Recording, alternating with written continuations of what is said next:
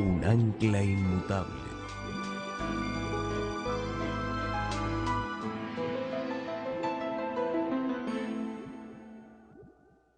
Vamos a inclinar nuestros rostros y vamos a pedir la bendición del Señor al estudiar su palabra en esta mañana. Padre Celestial, gracias te damos una vez más por la forma como te has manifestado durante esta semana. Confiamos que hoy no será diferente, que tu Espíritu Santo se manifestará con poder hoy y mañana al concluir esta semana de oración. Te doy gracias por las decisiones que han sido tomadas y te pido que en esta mañana nuevas decisiones puedan ser tomadas de parte de jóvenes, señoritas, hermanos de la comunidad, visitas. Toca cada corazón y cada mente. Habla individualmente a cada uno. Te lo pido en el nombre precioso de tu Hijo, Cristo Jesús. Amén. Quiero comenzar leyendo Apocalipsis, el capítulo 14 y el versículo 9. Apocalipsis 14 y el versículo 9. Y no voy a leer todo el mensaje del tercer ángel, lo hemos leído antes, pero hay un aspecto del versículo 9 que quiero subrayar esta mañana. Dice allí: y el tercer ángel los siguió diciendo a gran voz: si alguno adora a la bestia y a su imagen y recibe la marca en su frente o en su mano, y luego habla de que se va a manifestar sobre esa persona la ira de Dios. Este versículo habla de la marca de la bestia que se coloca en la frente o en la mano derecha. Ahora, en el libro de Apocalipsis hay otra señal que también se coloca en la frente. Esa señal se menciona en Apocalipsis 7 y los versículos 1 al 4. Apocalipsis 7, 1 al 4. Y voy a leer rápidamente este pasaje. Después de esto vi a 4 ángeles en pie sobre los 4 ángulos de la tierra, que detenían los 4 vientos de la tierra, para que no soplase viento alguno sobre la tierra, ni sobre el mar, ni sobre ningún árbol. Vi también a otro ángel que subía de donde sale el sol, y tenía el sello del Dios vivo, y clamó a gran voz a los 4 ángeles a quienes se les había dado el poder de hacer daño a la tierra y al mar, diciendo: no hagáis daño a la tierra ni al mar ni a los árboles, hasta que hayamos sellado en sus frentes a los siervos de nuestro Dios. El libro de Apocalipsis es un libro de contrastes. Hay el vino de la ira de Dios y el vino de Babilonia. Hay el mar de vidrio y el lago de fuego. La mujer pura de Apocalipsis 12 y la mujer ramera de Apocalipsis 17. Y aquí tenemos un contraste entre el sello de Dios y la marca de la bestia, que será la gran prueba final para el mundo. Es decir, si tú recibes la marca de la bestia, te vas a perder. Si recibes el sello de Dios, es una indicación de que eres salvo o eres salva. Es decir, es un asunto de vida o muerte, este asunto del sello de Dios y la marca de la bestia. Pero inmediatamente nos preguntamos: ¿qué será el sello de Dios y qué será la marca de la bestia? Esta mañana yo quisiera estudiar este tema desde una perspectiva un poco distinta.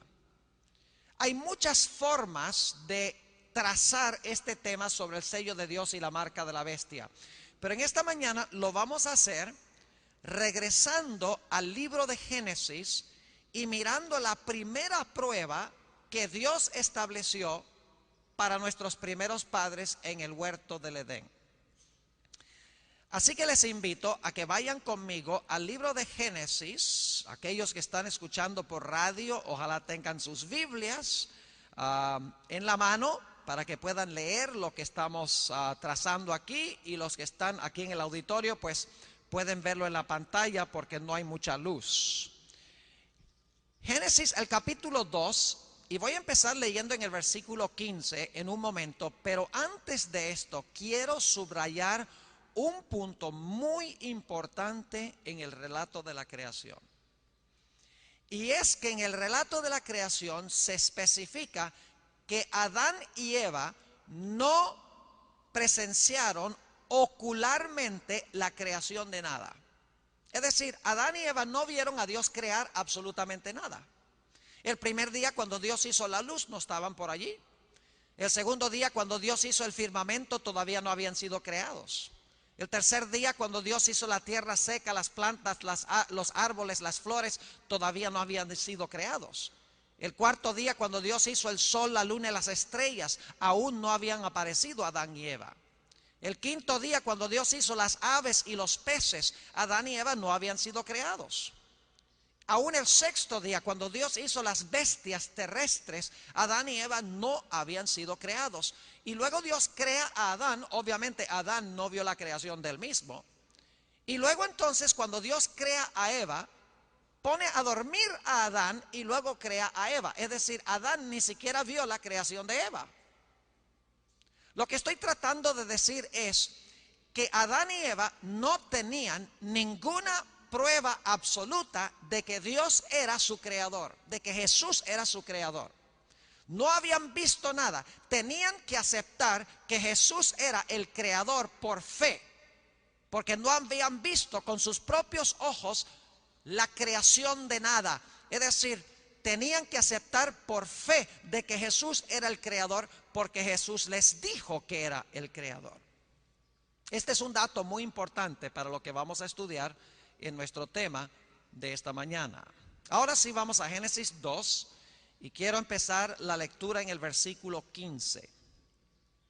Tomó pues Jehová Dios al hombre y lo puso en el huerto de Edén para que lo labrara y lo guardase. Y ahora noten en el versículo 16, Dios le va a dar a Adán y Eva un mandato positivo. Primero les dice lo que pueden hacer. Dice en el versículo 16, y mandó Jehová Dios al hombre diciendo, de todo árbol del huerto comerás. Primero un mandato positivo. Dios dice, todo árbol que está en el huerto es para tu uso personal, es para tu consumo personal.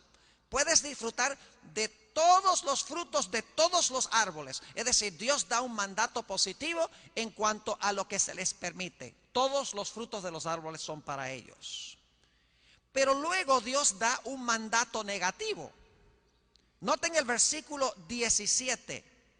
Dice, mas del árbol de la ciencia del bien y del mal no comerás, porque el día que de él comieres, ciertamente morirás.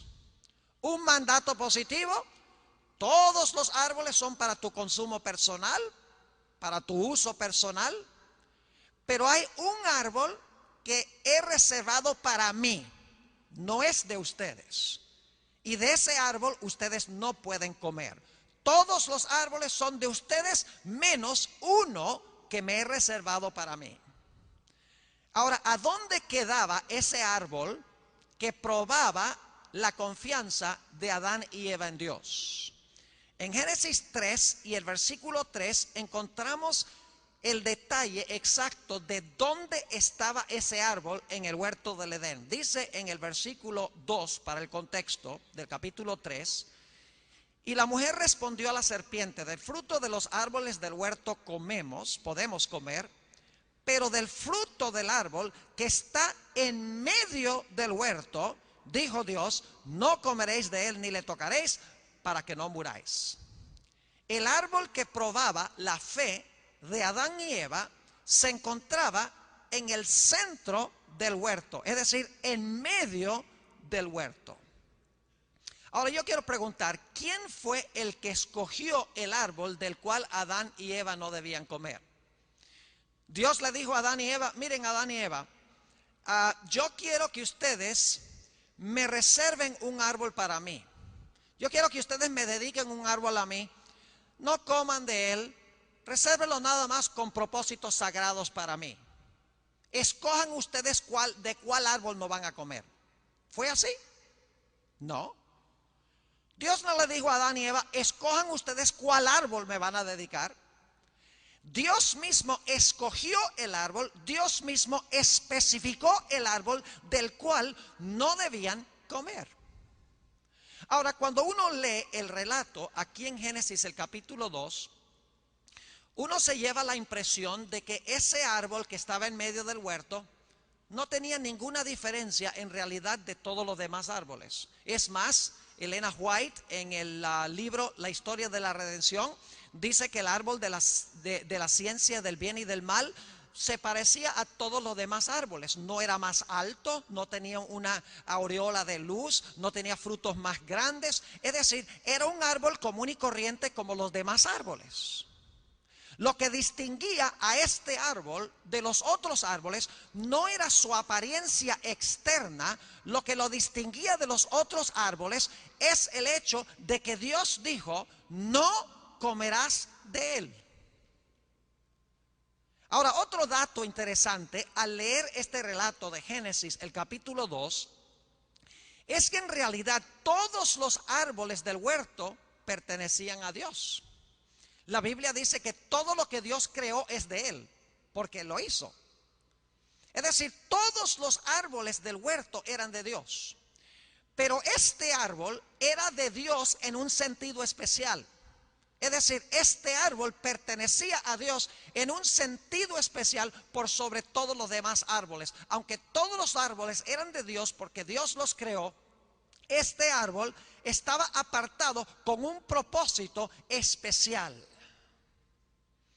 Ahora, ¿por qué les dijo Dios a Adán y Eva que no comieran del árbol? ¿Cuál era la prueba? ¿Qué debían demostrar Adán y Eva al no comer de este árbol? En realidad, el propósito de no comer del árbol era para que Adán y Eva pudiesen confesar, absteniéndose del árbol, de que Dios era el verdadero Dios y su creador. Noten lo que dice Génesis, el capítulo 3 y el versículo 4 y 5.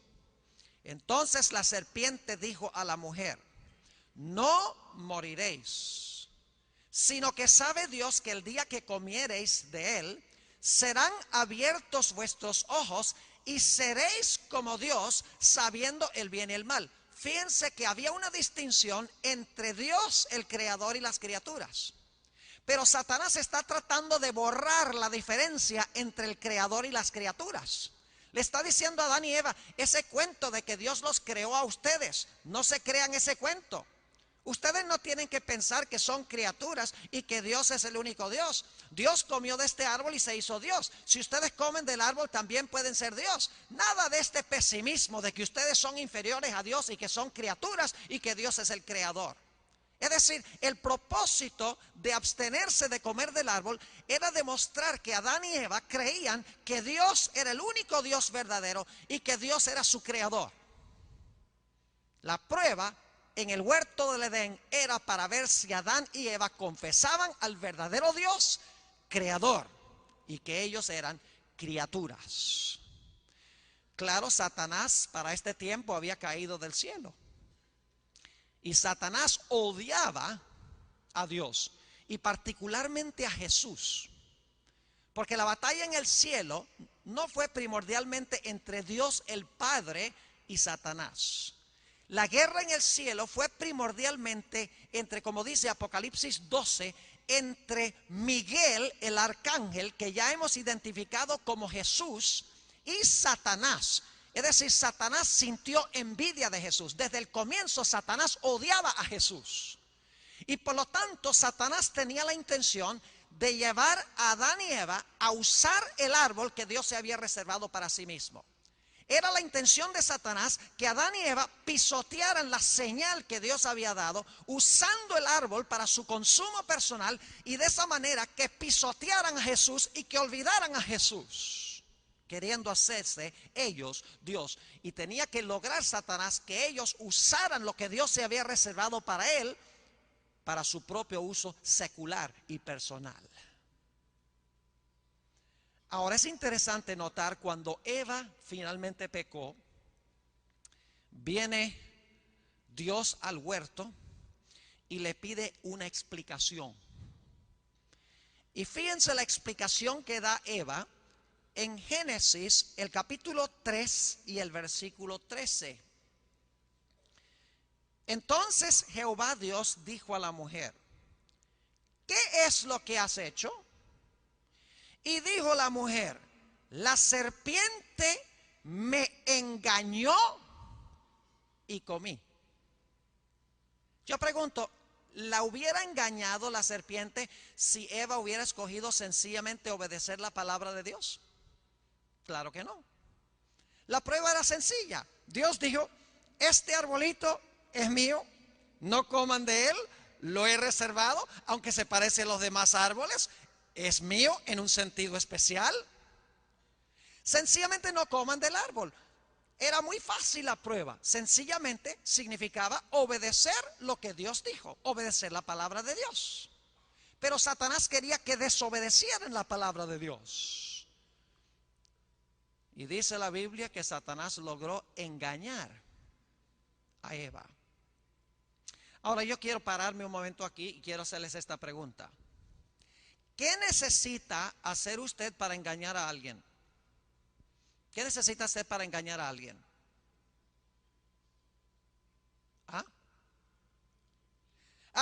Siempre es la respuesta que me dan. Para engañar a alguien usted tiene que ¿qué? Tiene que mentir. Ahora miren hacia adelante. ¿Me ven bien? Estoy aquí en la luz. Si no me ven, tienen que ir al oculista. Miren adelante, vamos a hacer un experimento. Yo ahora los voy a engañar a ustedes. ¿Ok? Los voy a engañar. Claro, si no están mirando no los voy a engañar. Tienen que mirar para yo engañarlos. Ustedes ven este traje que yo tengo puesto. Este traje es rojo. ¿Cuántos quedaron engañados? Solo si tienen daltonismo. Nadie fue engañado. ¿Mentí, sí o no? Claro que mentí. Pero las mentirotas no engañan. Las mentiras grandes, obvias, no engañan. Lo que engaña es cuando el error se asemeja lo más posible a la verdad. Les doy otro ejemplo. ¿Cuántos de ustedes han visto alguna vez un billete falso de 89 pesos? Se ríen. ¿Por qué no hay un billete falso de 89 pesos? Porque no hay un billete genuino de 89 pesos. El genio de los falsificadores es hacer un billete falso que se asemeje lo más posible al billete genuino. Ahí está el genio del engaño, es hacer que el error se parezca lo más posible a la verdad. Ahora yo pregunto, ¿qué viene primero? ¿Lo genuino y luego la falsificación? ¿O la falsificación y luego lo genuino? Ustedes ya saben. Primero viene la falsificación y luego lo genuino, ¿verdad? O sea, el gobierno dice, los falsificadores dicen, oye, hagamos un billete falso de 89 pesos. Y el gobierno dice, buena idea, hagamos uno genuino.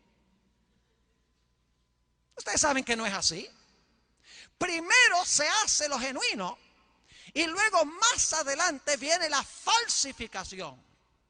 Y la falsificación, el genio de los falsificadores es hacer que lo que es falso se parezca lo más posible a lo que es verdadero. Y la falsificación siempre viene después de lo genuino. Recuerden estos detalles porque vamos a volver a ellos. Repasemos lo que hemos estudiado de Génesis. El hombre no vio a Dios crear absolutamente nada. Tenía que aceptar que Dios era el creador por fe. Dios da un mandato positivo. Todos los árboles del huerto son para tu uso personal, para tu uso común, diario. Un mandato negativo. Hay un árbol que me he reservado para mí. Ese árbol se encontraba en medio del huerto. Es decir, la prueba estaba en medio del huerto. El árbol fue escogido por Dios, fue una elección arbitraria de Dios. Dios podría haber escogido cualquier árbol, pero Dios especificó, este es aquel árbol del cual debes abstenerte. Aunque el árbol se veía igual que todos los demás árboles, lo que lo distinguía de los demás árboles es que Dios mismo lo apartó. Todos los árboles del huerto eran de Dios, pero este árbol era de Dios en un sentido especial. Respetar el árbol significaba respetar al Creador que había puesto esta ley en el huerto del Edén. Satanás odió esta señal y tenía que lograr que el hombre pisoteara la señal de Dios, desobedeciera a Dios, comiera de lo que le pertenecía a Dios, lo usara para su consumo personal, para que el hombre pecara. Y Eva se queja de que fue engañada por Satanás, porque Satanás hizo que el error se pareciera lo más posible a la verdad. Ahora, yo creo que los que son adventistas aquí saben para dónde vamos con esto. Vayan conmigo a Éxodo el capítulo 20. Dios hoy ha dado también otra prueba. Y al final de la historia será la gran prueba que va a dividir a toda la raza humana. Éxodo 20, en el versículo 8, y vamos a ir hasta el versículo 11. Acuérdate del día de reposo para santificarlo, del sábado para santificarlo. Quiero preguntarles algo antes de leer el siguiente versículo. ¿Tenemos nosotros alguna prueba absoluta hoy de que Dios es el creador? ¿Tenemos más pruebas hoy que lo que tenían Adán y Eva de que Dios es el creador? ¿Alguien aquí ha visto a Dios, vio a Dios crear este mundo? Al igual que Adán y Eva, nosotros no tenemos ninguna prueba absoluta de que Dios es el creador. No lo vimos y no lo oímos. Tenemos que creer que Dios es el creador, no porque lo vimos, no porque lo oímos, no porque lo palpamos, sino porque Dios sencillamente dice que es el creador. Es más, hoy en día tenemos menos probabilidad de creer que Dios es el creador porque ha entrado el pecado en el mundo y no solamente existe el bien, sino que existe el mal. Y por lo tanto la gente se confunde y dice, ¿cómo puede haber un Dios de amor, un Dios de misericordia, un Dios bondadoso cuando mire todo el mal que hay en el mundo? Es decir, la naturaleza nos habla menos de Dios hoy que en los días de Adán y Eva. Tenemos menos evidencia empírica, ocular, de que Dios es el creador. Nosotros, igual que Adán y Eva, tenemos que creer que Jesucristo fue el creador, no porque lo vimos, sino porque lo creemos. Tenemos fe. Ahora, fíjense que el cuarto mandamiento de la ley de Dios empieza con un mandato positivo. El capítulo 20 y el versículo 9 dice: 6 días trabajarás y harás toda tu obra. Es decir, 6 días son para tu uso personal. 6 días son para trabajar, para estudiar, para recrearte. 6 días son para tu uso personal. Como Dios dijo, todos los árboles del huerto son para tu consumo personal. Pero luego quiero que noten que hay un mandato negativo después del mandato positivo. Dice en el versículo 10, mas el séptimo día es reposo o sábado para Jehová tu Dios. No hagas en él obra alguna, tú, ni tu hijo, ni tu hija, ni tu siervo, ni tu criada, ni tu bestia, ni tu extranjero que está dentro de tus puertas. Es decir, de todos los días, Dios se ha reservado uno para él. Así como de todos los árboles, Dios se reservó un árbol para él, del cual el hombre no debía participar. Así que en el cuarto mandamiento tenemos un mandato positivo. De todos los días puedes disfrutar un mandato negativo, pero hay un día que he reservado para mí que no debes usar tú. Ahora yo pregunto, ¿a dónde se encuentra el mandamiento que dice que debemos santificar el séptimo día sábado? se encuentra en el corazón de la ley de Dios, en el centro de la ley de Dios, así como el árbol se encontraba en el centro del huerto de Dios. Y alguno dirá, pastor, ¿cómo sabemos nosotros que el mandamiento del sábado está en el centro o en el corazón de la ley de Dios? Quiero compartir con ustedes una experiencia que tuve hace varios años cuando estaba estudiando en la Universidad de Andrews, en el estado de Michigan, en los Estados Unidos. Durante las vacaciones, cuando no estaba en clase, acostumbraba ir a la biblioteca porque tiene una biblioteca inmensa ya. Y me ponía a buscar en la sección teológica los nombres de los libros y el contenido de los libros uno por uno para ver si había material que yo podía fotocopiar para meter en mi archivo, porque yo sabía que no siempre iba a tener acceso a la biblioteca de Andrews y quería llevar la mayor cantidad de material posible. A veces pasaba hasta 8 horas sacando un libro, mirando a ver qué contenía, si había algo útil, y así sucesivamente, uno por uno. Y un día estaba en la biblioteca y recuerdo que fui a una sección donde había unos libros verdes bien grandes y gruesos. Y no sé qué es lo que me atrajo la atención, porque cuando yo veía un libro que no le veía posibilidades, ni siquiera lo sacaba del estante.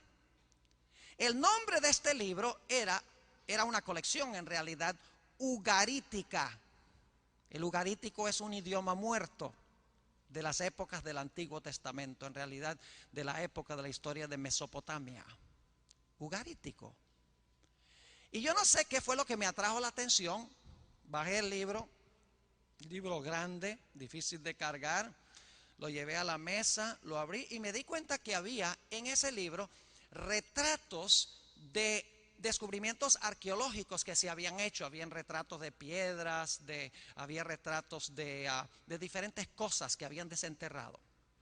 Cuando llegué a cierta sección del libro, hay algo que me atrajo tremendamente la atención.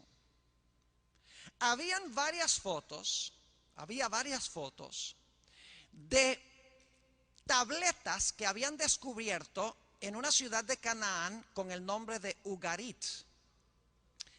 Y lo que me atrajo de esas tabletas, la atención de esas tabletas, no fue una sola que descubrieron, sino muchas de ellas, es que en la tableta se encontraba un pacto entre un rey soberano y un rey súbdito de él.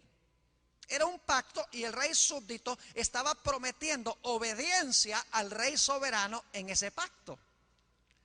Lo que me pareció interesante es que estos pactos estaban escritos en tablas de barro y el material que estaba escrito al frente de la tableta estaba repetido, escrito lo mismo en la parte de atrás de la tableta.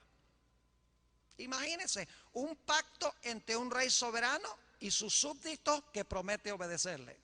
El pacto está en tablas. Las tablas están escritas por ambos lados. Pero lo que especialmente me aterró fue ver que en todas las tabletas que tenían allí, que habían retratado, que habían excavado, en cada una de esas tabletas, en todo el centro de la tableta o de la tabla, se encontraba impreso, cuando el barro estaba suave, todavía estaba mojado, el rey tomó un sello bien grande y en todo el centro de la tabla imprimió el sello que autenticaba que este pacto en realidad era oficial de ese rey. Y yo dije, vaya interesante, un sello en todo el centro. Y dicho sea de paso, por eso escribían el mismo documento en la parte de atrás.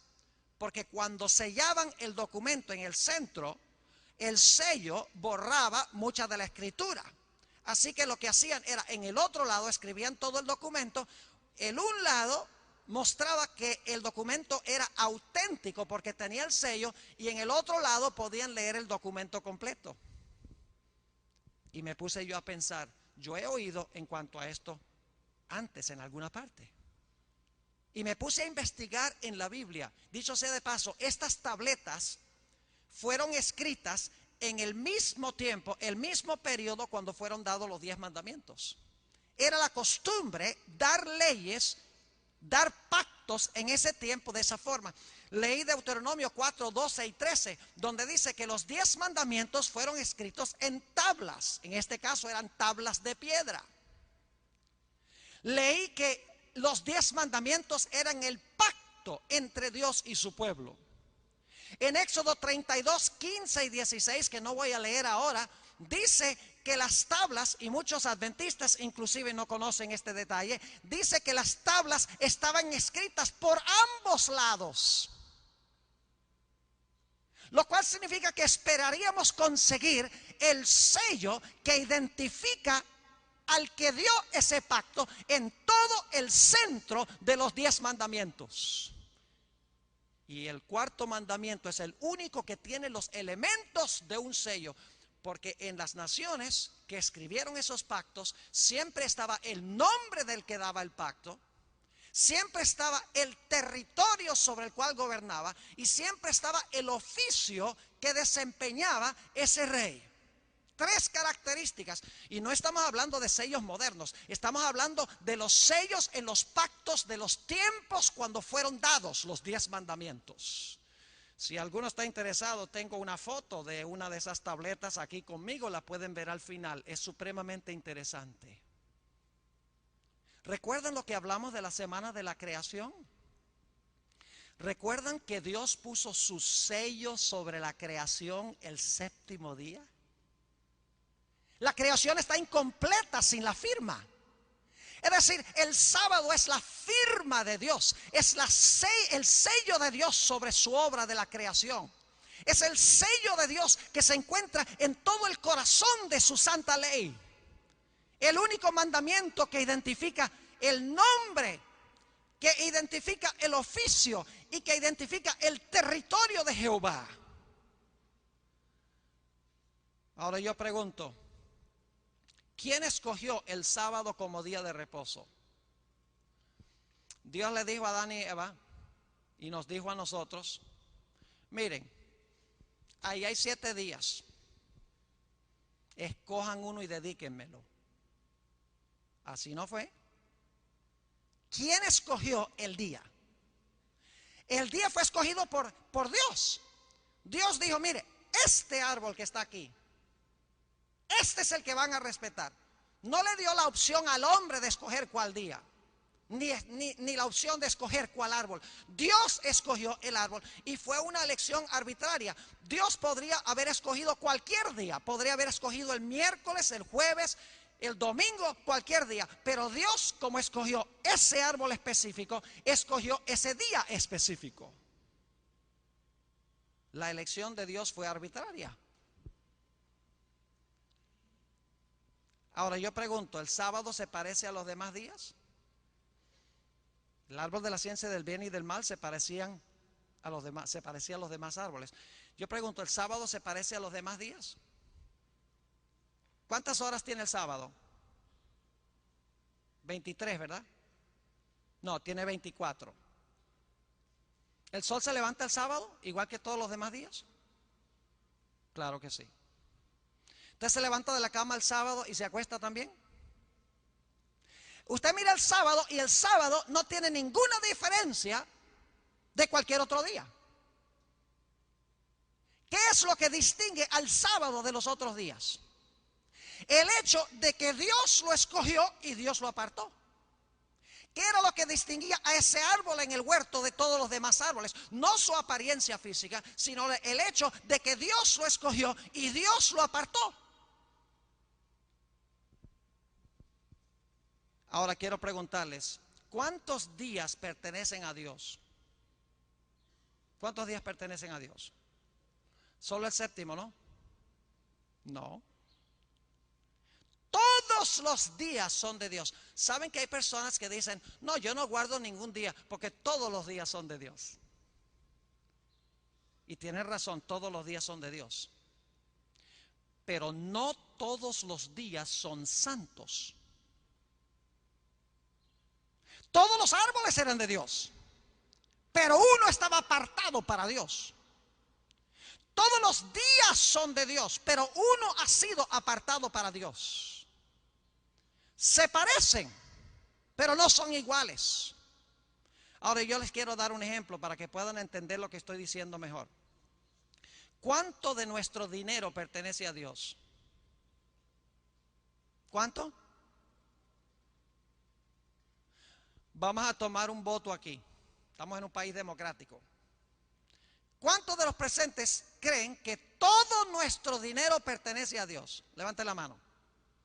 Los que creen, levanten, no tengan miedo de levantar la mano. Es temprano, deben tener mucha energía. Veo muchas manos de todos los que creen que todo el dinero que tenemos pertenece a Dios. Por favor, pasen los diáconos para recoger la ofrenda. Barreríamos aquí hoy. Es cierto que todo nuestro dinero pertenece a Dios, pero yo pregunto, ¿cuánto de nuestro dinero es santo? 10%, el diezmo. Hay una porción que es especialmente apartado para Dios, aunque todo el dinero es de Dios. De la misma manera, todos los días son de Dios, pero hay un día que Dios ha apartado en forma especial. Es un día santo para Dios. Y tenemos que tener mucho cuidado de apartar lo santo de lo profano, de lo común, de lo secular. Hay una historia bíblica muy interesante. Y estas historias no nos gusta mucho estudiarlas porque dan una imagen de Dios donde decimos, uy, ¿cómo Dios puede hacer algo así? Lo que pasa es que tenemos que recordar que Dios no solamente es un padre amante, sino que Dios es un padre que espera que sus hijos le obedezcan. Cuando Dios dice esto es santo, Él espera que nosotros respetemos lo que es santo. Cuando Él dice esto es secular, Él espera que nosotros lo usemos de una forma secular. Hay que distinguir lo santo de lo común. Hay una historia en Levítico, el capítulo 10, muy interesante. La historia de los hijos de Aarón, Nadab y Abiú. Si ustedes leen Levítico 9, los últimos versículos, dice que Dios llovió fuego sobre los sacrificios en el tabernáculo en el desierto. Es decir, el fuego que cayó y que consumió los sacrificios vino del cielo. Era fuego santo, porque Dios lo llovió. Y Dios le dijo a los sacerdotes, cuando ustedes vayan a tomar fuego para mezclarlo con el incienso y llevarlo al lugar santo para presentarlo en el altar del incienso, asegúrense que siempre lleven el fuego de este altar, fuego santo. No me lleven ningún otro fuego, no me lleven fuego común, fuego santo. Pero la Biblia dice que Nadab y Abiú, los hijos de Aarón, habían tomado vino. Y el vino había entorpecido sus sensibilidades. ¿Recuerdan lo que estudiamos anoche? El vino que emborracha a las naciones, que no les permite entender la verdad. ¿Cuántos de ustedes han tratado de darle alguna vez un estudio bíblico a un borracho? Es prácticamente imposible. Así pasa cuando se trata de hablar de la verdad de Dios a la gente que está ebria con el vino de Babilonia, con las enseñanzas de Babilonia. Les resulta difícil aceptarlas porque están espiritualmente ebrios. Y estos dos sacerdotes del Dios vivo estaban ebrios y no pudieron distinguir entre lo santo y lo común. Y dice la Sagrada Escritura en Levítico 10, 1 y 2, que Nadab y Abiú tomaron fuego extraño, es decir, fuego común, fuego de uso diario, y lo llevaron en sus incensarios para presentárselo ante Dios. Fuego común, ofreciéndolo como si fuera santo. Y cuando Nadab y Abiú entraron al santuario, Dios les dijo, Nadab y Abiú, gracias por haber venido esta mañana. A mí no me interesa qué fuego traigan, fuego es fuego. No, señor. Dios se ofendió. Y dice la Biblia, y esto es terrible, dice la Biblia que salió fuego del santuario de Dios y consumió a Nadab y Abiú en el acto. Y en Levítico 10, 9 al 11, luego Dios le dice a los sacerdotes, asegúrense que cuando vengan a servir en el santuario, no beban bebida fuerte, para que puedan distinguir entre el bien y el mal, y para que puedan enseñarle a mi pueblo todos los estatutos de Jehová. Es decir, la capacidad de discriminar entre lo bueno y lo malo y la capacidad de enseñar los estatutos de Jehová depende de tener una mente clara, no teniendo el vino de Babilonia, sino la verdad de Dios, porque el vino sin fermentar representa la verdad de Dios. El vino fermentado representa el error de Satanás. Ahora yo quiero preguntarles, Nadab y Abiú tomaron fuego común y se lo ofrecieron a Dios como si fuera santo. ¿Cómo creen ustedes que se siente Dios hoy cuando tomamos un día común de trabajo como el domingo? Porque el domingo es uno de los 6 días de trabajo, es el primer día de la semana, el sábado es el séptimo. 6 días trabajarás y harás toda tu obra. ¿Cómo se siente Dios cuando tomamos un día común de trabajo y se lo presentamos a Dios como si fuera santo? Si Dios acepta eso, entonces va a tener que pedirle perdón a Nadab y Abiú. Porque si no aceptó algo común como si fuera santo allá, ¿qué nos hace pensar que Dios va a aceptar un día común de trabajo y se lo ofrecemos a Dios como si fuera santo? ¿Cómo creemos que Dios va a aceptar un arreglo tal? Ahora, si la gente no conoce eso, esa es otra cosa. Pero Nadab y Abiú conocían lo que Dios había dicho. El pecado está en el que sabe hacer lo bueno y no lo hace, dice la Sagrada Escritura. Así que todos los días son de Dios, pero uno es santo. Ahora, ¿cuál es el propósito por el cual Dios dio el sábado? ¿Qué confesamos nosotros cuando guardamos el sábado? ¿Qué estamos anunciando cuando guardamos el sábado? Cuando Adán y Eva respetaron el árbol, estaban confesando de que Dios era el verdadero Dios y el creador. Note lo que dice Éxodo 20 y el versículo 11. ¿Qué hacemos nosotros cuando guardamos el sábado? Hacemos lo mismo que Adán y Eva en el huerto del Edén. Dice en Éxodo 20 y el versículo 11, la razón por la cual Dios dio el sábado. Dice, porque en 6 días hizo Jehová los cielos y la tierra, el mar y todas las cosas que en ellos hay, y reposó en el 7º día.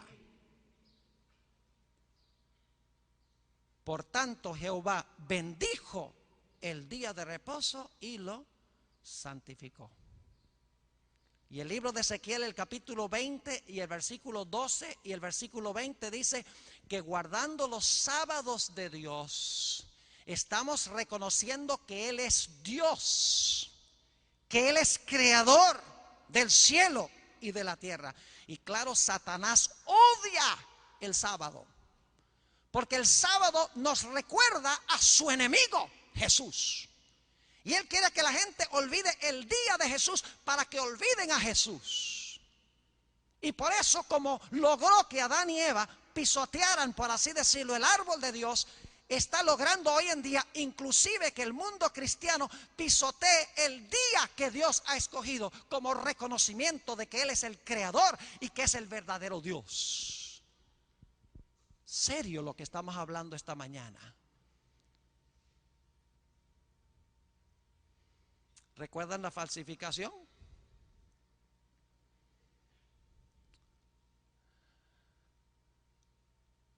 ¿El sábado se parece a los demás días?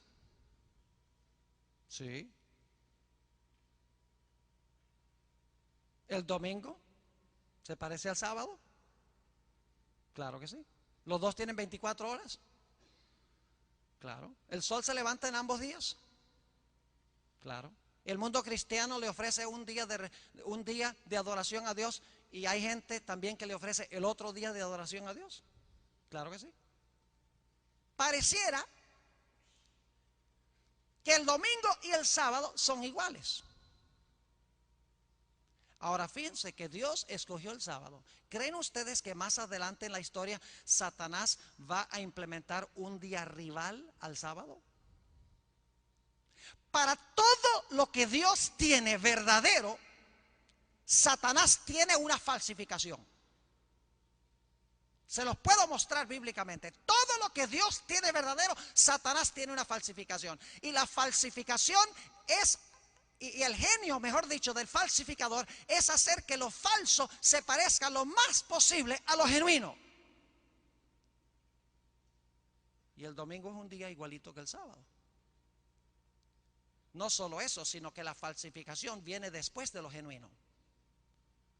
¿Cuál fue el día original, genuino, de reposo que Dios hizo en el huerto del Edén antes del pecado? El sábado.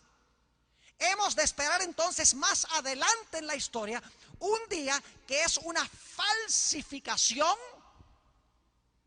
del día sábado, donde la gente cree que está honrando a Dios, están honrando a Jesús, están adorando a Dios, están yendo a la iglesia y dicen, yo estoy honrando a Dios, cuando en realidad es lo contrario, porque es una falsificación.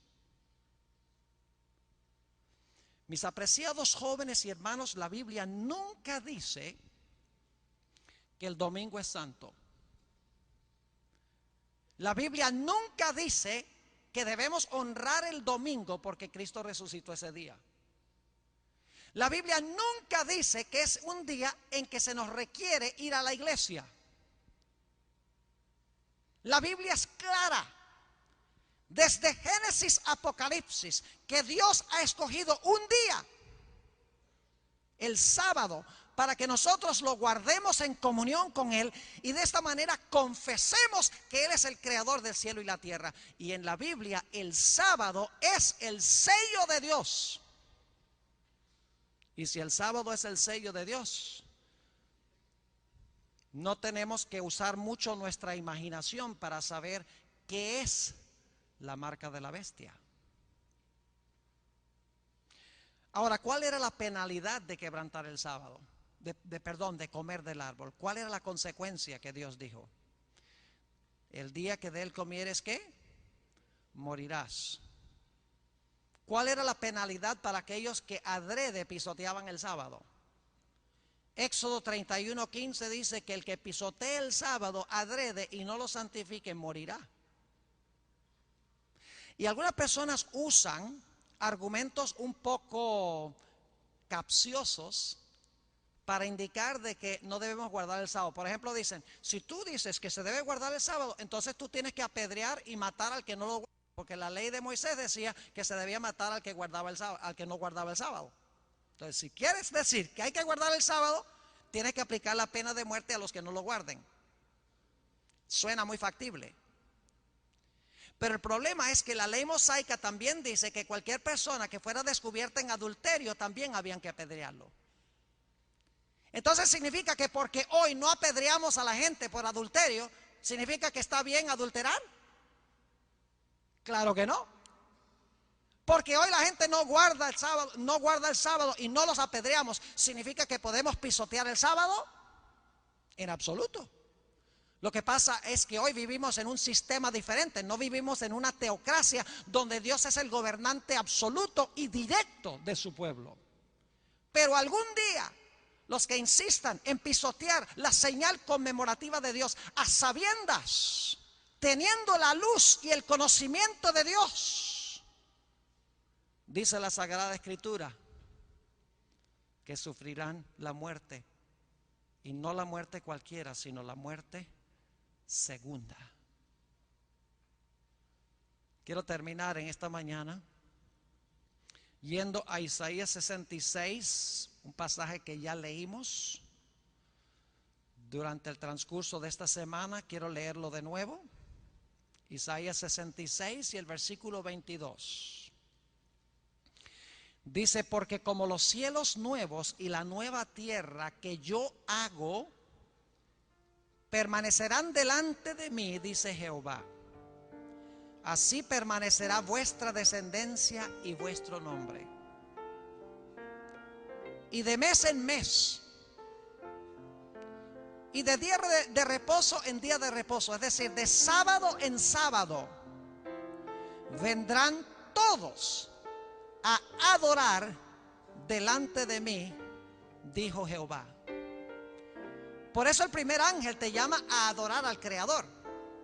Si tú recibes el mensaje del primer ángel que dice adorad a aquel que hizo el cielo, la tierra, el mar y las fuentes de las aguas, si tú recibes ese mensaje, nunca vas a recibir la marca de la bestia, sino que vas a recibir el sello de Dios que se encuentra en el centro de su ley. Vas a recibir la firma de Dios en tu vida, que Dios puso sobre su obra de la creación. Ahora alguno dirá, bueno, pastor, pero eso está en Isaías. Isaías era para los judíos. Bueno, yo me pregunto, ¿cuántos cielos nuevos y tierra nueva puede haber? Esta es una profecía del futuro. Como los cielos nuevos y la tierra nueva que yo hago, dice Dios. ¿Cuándo se cumple eso? Que Dios hace cielos nuevos y tierra nueva. Y vamos a ir de mes en mes y de sábado en sábado. El libro de Apocalipsis lo deja muy claro. Apocalipsis, el capítulo 21 y el versículo 1 y 2. Vi un cielo nuevo y una tierra nueva. Lo mismo que en Isaías. Porque el primer cielo y la primera tierra pasaron y el mar ya no existía más. Y yo, Juan, vi la santa ciudad, la nueva Jerusalén, donde vamos a ir a adorar, dicho sea de paso, descender del cielo de Dios, dispuesta como una esposa ataviada para su marido. Apocalipsis 22 y el versículo 1 y 2 agrega detalles. Después me mostró un río limpio de agua de vida, resplandeciente como cristal, que salía del trono de Dios y del Cordero. En medio de la calle de la ciudad y al uno y otro lado del río estaba el árbol de la vida, que produce 12 frutos, dando cada mes su fruto, y las hojas del árbol eran para la sanidad de las naciones. Fíjense que vamos a ir de mes en mes para comer del fruto del árbol de la vida, y vamos a ir de sábado en sábado para adorar delante de Dios, porque el sábado va a conmemorar la nueva creación de los cielos y de la tierra. Tan espectacular es esto. Algunas personas dicen, pastor, en la tierra nueva, en el cielo no va a haber ciclo de tiempo, no va a haber días, ni meses, ni años. Porque el Apocalipsis 21, 23 dice que en la ciudad no hay necesidad de la luz del sol ni la luz de la luna. Sí, pero noten que el texto dice, en la ciudad no hay necesidad de sol ni luna. El sol y la luna marcan los días y los meses. No es que no haya sol ni luna, sino que en la ciudad, no en la tierra, en la ciudad no hay necesidad, dice Apocalipsis, de sol ni de luna, porque la luz de Dios opaca aún la luz del sol. Ahora, mis apreciados hermanos jóvenes, visitas, lo que he hablado esta mañana les puede parecer muy drástico. Da la impresión de que Dios nos obliga a guardar el sábado. No quiero que se vayan con esa impresión. El sábado, la observancia del sábado sí es una obligación de Dios. Como Dios dice, no tendrás dioses ajenos delante de mí. Como Dios dice, no te harás imagen. Como Dios dice, no cometerás adulterio. Pero debemos recordar que estos mandatos son dados a personas que han aceptado a Jesús, que tienen la ley escrita en el corazón. Es decir, si Jesús escribe su ley en tu corazón, los mandatos de Dios se vuelven espontáneos en nuestra vida, porque nos sale obedecer a Dios. Es decir, si tú amas a Jesús, tú no vas a recibir la marca de la bestia. Si tú amas a Jesús, tú vas a recibir el sello de Dios, porque va a ser tu deleite guardar el santo sábado, para pasar ese tiempo, 24 horas completas en comunión con tu querido Jesús. Nos gusta pasar tiempo con los que amamos, ¿verdad que sí?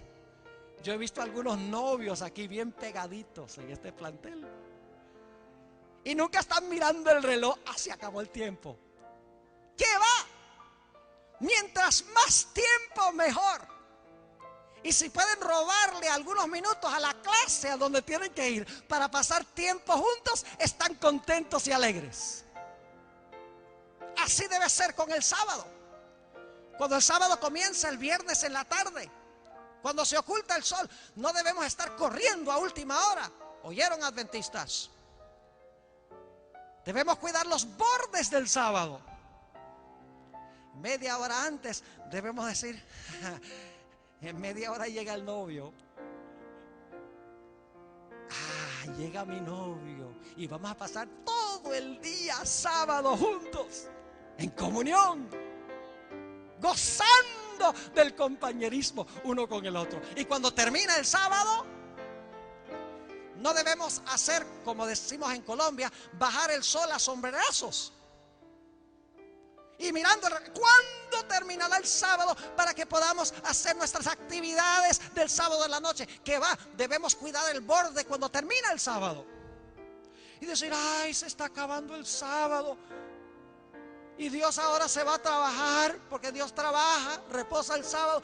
Se va a ir, ay Señor, quédate por favor unos minuticos más. Y cuidamos el borde para que Jesús se quede un poco más con nosotros. El sábado es Jesús. El propósito del sábado es pasar ese día con Jesús. Y la razón por la cual el mundo cristiano ha rechazado el sábado es porque ellos no están viendo el sábado de la Biblia. Están viendo el sábado de los fariseos y creen que el sábado de los fariseos es el sábado del Señor. El sábado de los fariseos es una tergiversación, es una distorsión del sábado. No es el sábado bíblico. Yo aborrezco el sábado de los fariseos, igual que el mundo cristiano. Pero porque el sábado de los fariseos era falso, no significa que el sábado del Señor está en la misma categoría. Imagínense ustedes cuando Jesús sanaba a los enfermos. Los fariseos decían, no es lícito sanar a los enfermos en sábado. Es decir, Dios quiere que los enfermos sufran el sábado. Pero los mismos que le decían a Jesús, no te es lícito sanar en sábado, cuando Jesús lo sanaba, dice que hacían tramas para matarlo el sábado. Ahora imagínense ustedes, está mal sanar en sábado, pero está bien planear matar a alguien en sábado. Eran legalistas. Para ellos era solo el sábado. Habían olvidado al Señor del sábado. Y nosotros los adventistas y los no adventistas que me escuchan por radio y que ven por televisión, debemos recordar que el sábado sin Cristo no vale nada. El sábado es para pasar el día con Jesús. Y saben que aquellos que disfrutan el espíritu del sábado, cuando venga el tiempo de angustia y la prueba con respecto al sábado y al domingo, nada los va a sacudir, porque tienen una comunión estrecha con Jesús que han desarrollado todos los días, sí, pero especialmente han desarrollado en el sábado, el día de reposo del Señor Jesús. Qué glorioso este día que nos ha dado el Señor para reabastecer nuestras fuerzas espirituales. Tristemente, la mayoría del mundo cristiano está pisoteando la señal de Dios. Dice, no importa cuál día tú le ofrezcas a Dios. Es como decirle a Adán que Adán y Eva podían escoger cuál árbol le iban a dedicar ellos a Dios. Cuando Dios dice séptimo día, quiere decir séptimo día. Cuando Dios dice sábado, quiere decir sábado, no quiere decir otro día. Debemos aceptar las pautas que Dios ha establecido. Él ha dado el día y la hora cuando se va a encontrar con nosotros. Y si nosotros lo amamos, vamos a respetar esa hora y ese día para pasar el día con Él. Así de sencillo es. El sábado es cuestión de amor. Yo quiero preguntar en esta mañana,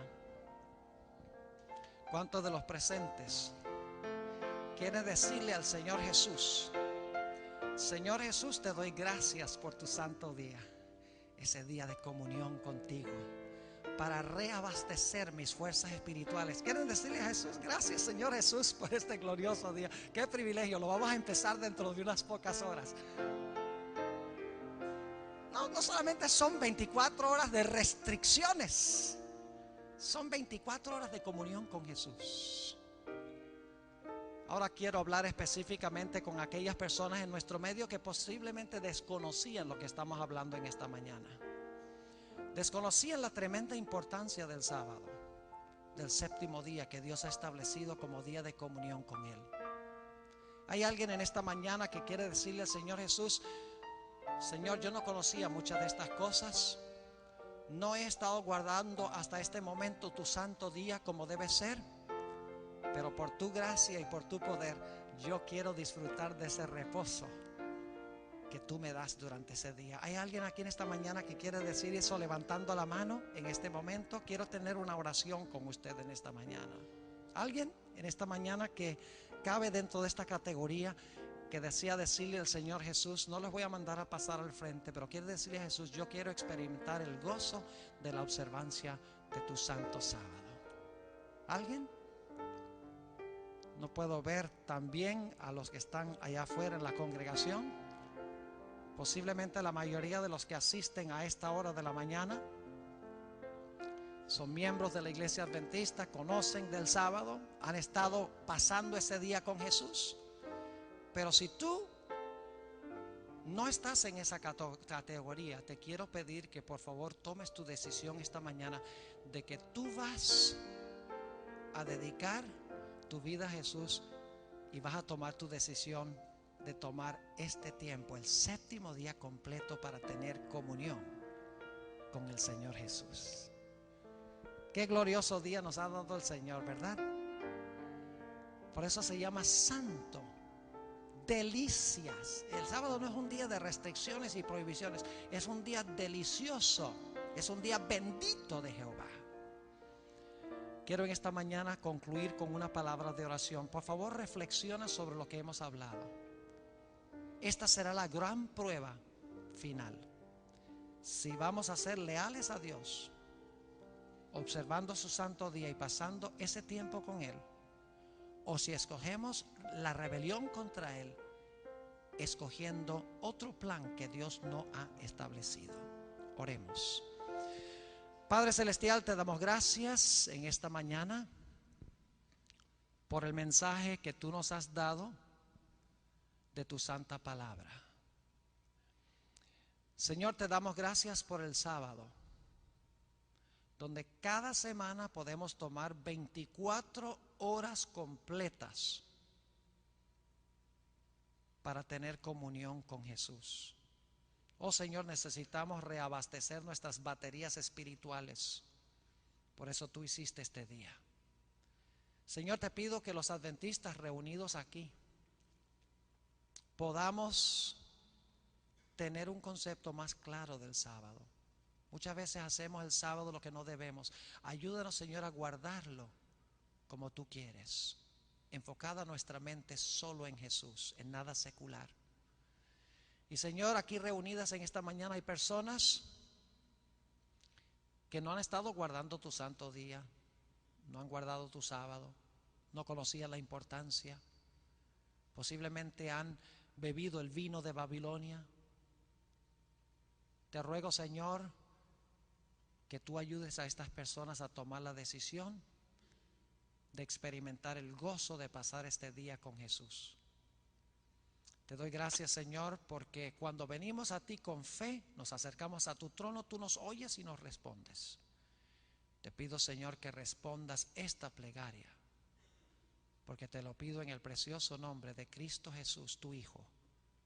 Amén.